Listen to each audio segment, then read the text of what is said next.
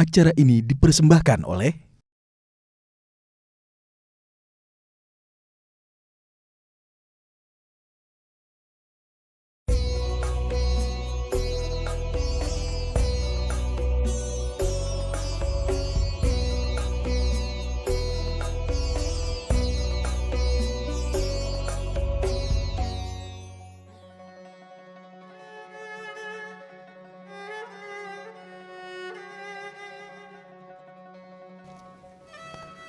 Bismillahirrahmanirrahim. Assalamualaikum warahmatullahi wabarakatuh.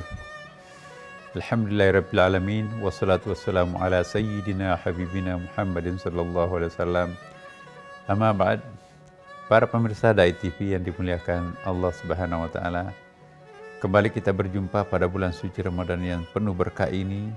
Kali ini kita akan membahas tentang dunia versus akhirat. Mestikah kita memperhadap-hadapkan antara dunia dan di akhirat? Jadi seolah-olah kalau kita bicara tentang dunia, ya opositnya itu adalah akhirat. Atau kita bicara tentang akhirat, opositnya adalah dunia. Bagaimana kita melihat dunia ini dan akhirat ini kayak apa? Dalam pandangan Al-Quran dan pandangan hadis, akhirat dan dunia ini tidak mesti harus kita perhadap-hadapkan. Dunia ini adalah proses untuk menggapai akhirat yang lebih baik. Jadi jangan kita mempertentangkan antara kepentingan dunia dan kepentingan akhirat. Jadi tidak mungkin kita bisa memperhadapkan seolah-olah dunia itu negatif, akhirat itu positif, ya. Atau orang lain melihat sebaliknya.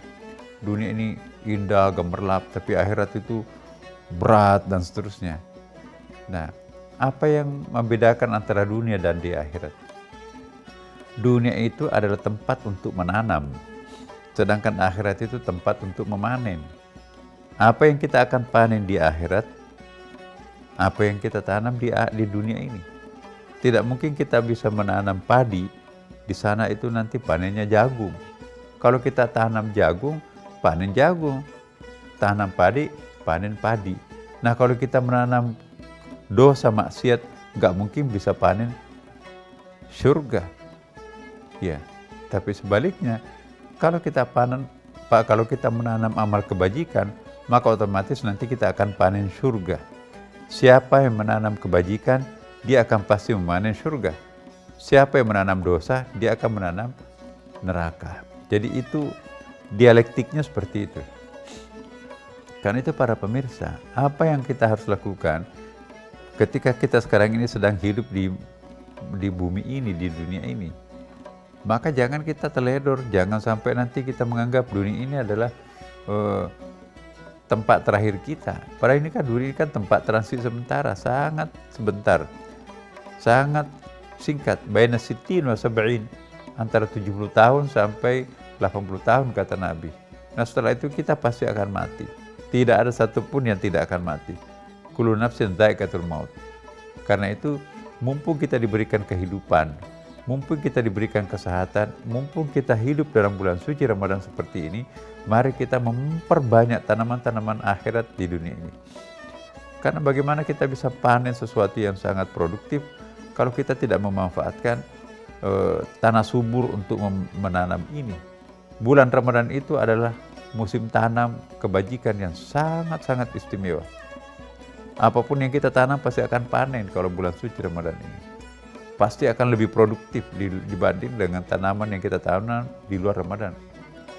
Dan sekali lagi ya, walaupun kita masih hidup di dunia belum mati dan masih muda, jangan juga pernah menganggap bahwa belakangan nanti aja lah, nanti pensiun baru tobat, nanti haji baru kita istighfar, ya nanti tunggu malam Jumat lah, nanti tunggu Ramadan baru kita sadar. Nggak bisa. Karena kita nggak tahu berapa lama kita akan hidup, kapan dijemput oleh malaikat maut, ya kan. Maka itu doa yang diajarkan oleh Allah, Rabbana atina fid dunya hasanah wa fil akhirati hasanah wa qina adzabannar. Apa artinya? Rabbana, wahai Tuhanku, atina, berikanlah kepada kami, fid dunya hasanah, di dunia ini adalah suatu kebaikan. Ya. Wa fil akhirati hasanah, dan di akhirat juga nanti itu adalah kebaikan. Wa qina adzabannar, jauhkanlah kami dari api neraka. Api neraka itu bisa muncul di bumi dalam bentuk penderitaan, dalam bentuk dosa maksiat yang mencekam batin kita ya. Jadi jangan dikira bahwa di dunia ini nggak ada neraka. Neraka itu bisa tampil dalam bentuk kesulitan-kesulitan hidup yang kita alami. Kenapa kita kesulitan hidup? Ya tergantung apa yang kita lakukan. Misalnya kan, kita berprofesi sebagai maling. Waduh, setiap kali melihat polisi itu gemetaran tuh. Ada orang yang koruptor misalnya. Setiap kali melihat orang-orang KPK, waduh gemetaran tuh. Ya, ada orang yang menderita penyakit tertentu. Setiap kali melihat ada yang mayat karena penyakit yang sama, itu juga gemetaran. Jangan-jangan nanti giliran saya lagi. Nah, jadi saya ingin mengingatkan kepada kita semuanya ya, bahwa penderitaan itu bukan hanya di akhirat, penderitaan juga ada di dunia ini. Nah, kalau tidak ingin menderita, jangan menanam benih-benih penderitaan. Nah, kalau kita menanam dosa maksiat, kalau kita menanam syirik kepada orang lain, ya siap-siaplah untuk memanen hujatan-hujatan. Ada orang yang dihujat setengah mati. Kenapa? Dia sendiri menanam bibit-bibit kebencian terhadap orang. Ya, kalau kita ingin panen cinta, maka kita harus memanen sesuatu yang bisa disukai orang. Karena kalau kita menanam bibit-bibit dosa maksiat, maka pasti kita akan panen hujatan. Itu di dunia, belum lagi di akhirat nanti kan. Dan ada masa transisi. Tempat transisi kita itu nanti itu adalah kuburan. Utang yang belum dibayar itu akan dibalut oleh ular-ular berbisa di liang lahat kita. Itu kan ada hadisnya tuh. Nah, karena itu para pemirsa dimanapun juga berada, bahwa dunia ini tidak boleh kita lalai. Pasti kita akan menyesal seumur hidup. Kenapa dulu waktu saya diberikan kesehatan, nanti saya sakit sehingga tidak bisa puasa lagi, baru sadar, oh udah. Kenapa dulu nggak bersedekah ketika banyak uang, nanti saya sadar setelah uang habis. Nah, inilah dunia ini harus dievaluasi. Para pemirsa dimanapun juga berada, mari kita menjadikan dunia ini awal surga, supaya nanti di surganya itu lebih permanen di situ itu. Jadi bagaimana menjadikan dunia ini adalah surga datang lebih awal menjemput kita? Caranya seperti apa? Panenlah kebaikan, membangun keharmonisasi di tengah masyarakat, ya, bersilaturahim dengan siapapun, maka itu pasti akan panen kebahagiaan di dunia. Lebih panen lagi kebaikan nanti di akhirat. Jadi dunia ini adalah pemandangan. Nasib kita di akhirat seperti apa? Ya. Saya kira ini menarik. Nanti kita akan bahas pada pembahasan setelah pesan-pesan berikut ini.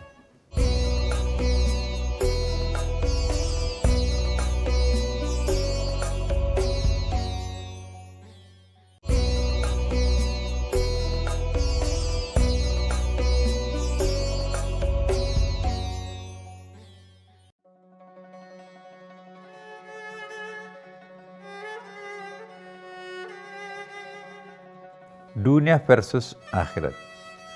Jadi kalau saya boleh membalik, bahwa dunia menuju akhirat. Dunia adalah pasangannya akhirat. Tidak ada akhirat yang baik tanpa dunia yang baik. Jadi jangan kita menghakimi, mendalimi diri sendiri. Oh, dunia ini kan kita harus menderita, ini gak apa-apa. Ya aku gak perlu bekerja keras, apa adanya aja lah. Itu gak bisa. Kita harus berkualitas di dunia ini untuk berkualitas juga di akhirat. Jadi para pemirsa, dunia ini adalah tempat untuk berusaha. Ingat, berusaha itu bukan hanya fisik loh. Eling, bertahanus, kontemplasi, khusyuk, itu ibadah. Ya, tafakur 1 saat, 1 jam, sama dengan ibadahnya orang awam 1 tahun. Itu ada tuh hadis Nabi kama kali gitu. Nah, saya ingin mengingatkan kepada kita semuanya, jangan memandang enteng subhanallah, alhamdulillah, wa la ilaha illallah, Allahu akbar. Timbangan pahalanya itu sama dengan beratnya, lebih berat dari dunia dengan segala isinya tuh. Nah, jadi jangan pernah nganggur pada bulan suci Ramadan ini. Bertasbihlah, bertasbih terus, bertahmid terus, maka insya Allah kita nanti akan besar timbangannya, berat timbangannya nanti. Kecil artinya buat kita, tetapi ternyata pahalanya begitu besar.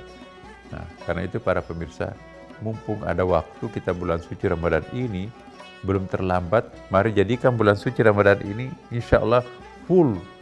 Tiada hari tanpa ngaji, tiada hari tanpa berbuat baik, dan tiada hari tanpa berzikir kepada Allah sebanyak-banyaknya. Nah, akhirat pasti kita akan panen.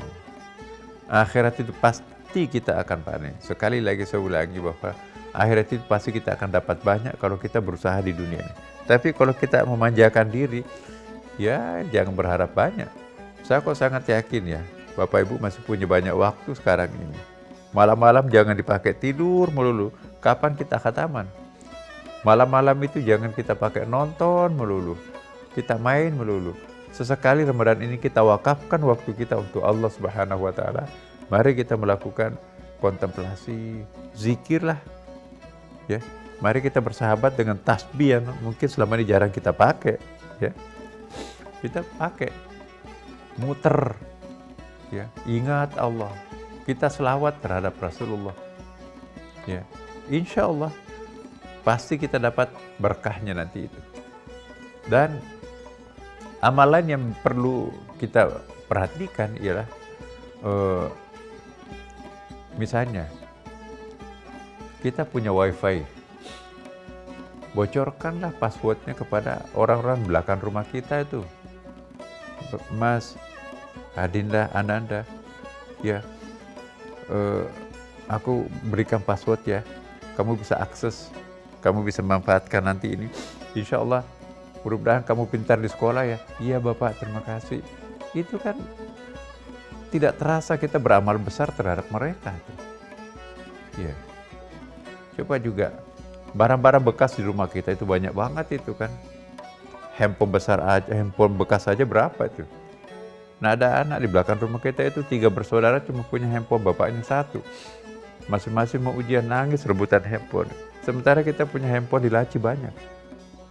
Gudang di lemari kita ada tahunan baju-baju gak pernah kita gunakan. Mari kita cuci gudang beneran. Ya. Pakaian bekas itu nangis, kenapa aku dibiarkan dikurung padahal banyak orang yang membutuhkan aku. Buku-buku bekas anak-anak kita waktu di SMA udah gede semua, udah sarjana. Ngapain ditaruh di rumah? Lihat koper-koper di atas lemari. Lihat box apa isinya di bawah ranjang. Berikan semua kepada yang berhak. Itu pahala buat kita. Nah insya Allah Bapak Ibu sekalian, saya kira kalau ini bisa kita lakukan, insya Allah ke depan kaget kita. Loh, pahalanya sebanyak ini. Sedikit artinya buat kita, tapi besar artinya buat mereka. Laptop atau komputer tua, ngapain taruh di gudang? Kasih mereka itu, kasih panitia masjid, bangga mereka. Nah, jadi ya bulan suci Ramadan ini, mari kita cuci gudang. Ya, saya kira teman-teman kita dari Dai TV ini juga bisa menghimbau, bisa mensponsori, bisa berinisiatif bagaimana supaya membantu, memfasilitasi anak-anak yang membutuhkan sesuatu tapi tersimpan di dalam gudang-gudangnya orang kaya. Ngapain ngambil ruangan di rumah? Kita kosongkan semuanya, kita kasih saudara-saudara kita yang butuh. Masya Allah. Mumpung bulan suci Ramadan. Baju-baju kita kan cuma yang dipakai berapa sih? Cuma 1 pasang. Jaket yang sekian banyak itu gak dipakai. Teman-teman kita, anak-anak belakang rumah itu bukan main. Bapak sudah pensiun kan? Jasnya begitu banyak. Baju safari pun juga masih disimpan, gak pernah dipakai. Berikanlah mereka. Bisa dipakai pergi salat subuh mereka, pahala kita dapat. Nah, para pemirsa, sebentar lagi kita akan buka puasa. Senang kan Bapak Ibu? Ananda semua senang tuh. Kita sudah mulai mengintip ya makanan minuman yang akan disantap. Nah sambil menunggu ya berbuka puasa ini, saya ingin mengajak nanti kita berselawat bareng ya. Ingat selawat Nabi itu, barang siapa yang memanggil nama aku pasti tahu dan aku akan memberikan syafaat nanti di hari kiamat. Coba luar biasa tuh manfaatnya selawat itu. Barang siapa yang memanggil nama aku, ya, merindukan diriku, pada saatnya aku akan datang menengoknya mungkin dalam bentuk mimpi. Mau nggak memimpikan Rasulullah Bapak Ibu? Mau dong kan. Barang siapa yang rajin berselawat terhadapku, itu akan mendapatkan pertolongan syafaatku. Itu aja luar biasa itu. Nah karena itu para pemirsa, ya, menunggu waktu buka puasa itu, mari kita membiasakan diri membaca lafaz-lafaz suci, termasuk lafaz-lafaz selawat itu. Atau kita ngaji, kalau nggak hafal Quran, baca seperti apa yang pernah kita baca pada malam pertama. Qul huwallah atau surah Al-Ikhlas itu 3 kali, Qul huwallahu surah Bil-Falaq 1 kali, Qul huwallahu surah Bin-Nas, pahalanya itu sama dengan khatam Quran, luar biasa. Nah, khusus untuk kali ini, mari kita berselawat ya kepada Rasulullah Muhammad SAW, tapi jangan hanya selawat Bapak Ibu. Cobalah hadirkan jasa-jasanya Rasulullah ketika ia berjuang memperjuangkan Islam. Seandainya Rasulullah tidak ada, kita nggak berpuasa seperti ini. Seandainya Rasulullah gagal dalam memimpin umat di masa awal, kita nggak ada umat Islam di Indonesia seperti ini. Karena itu, mari kita mengenang jasa besar Rasulullah Muhammad SAW dengan bersalawat. Salawat kita kali ini ialah salawat Badar. Nah kalau suatu majelis taklim berselawat bareng melantungkan salawat Badar, maka diyakini rohnya Rasulullah itu akan datang. Karena itu mari kita membaca selawat. Ikut Bapak Ibu. Salatullah salamullah ala taha rasulillah. Salatullah salamullah ala yasin habibillah. Alhamdulillah para pemirsa, mari kita banyak berdoa detik-detik menjelang buka puasa, karena itu doa itu sangat makbul Bapak Ibu sekalian. Dari saya sekian dulu, insya Allah sampai jumpa pada kesempatan lain di Dai TV yang tercinta ini. Wassalamualaikum warahmatullahi wabarakatuh. Salatullah salamullah ala taha rasulillah. Salatullah salamullah ala yasin habibillah. Salatullah salamullah ala taha rasulillah. Acara ini dipersembahkan oleh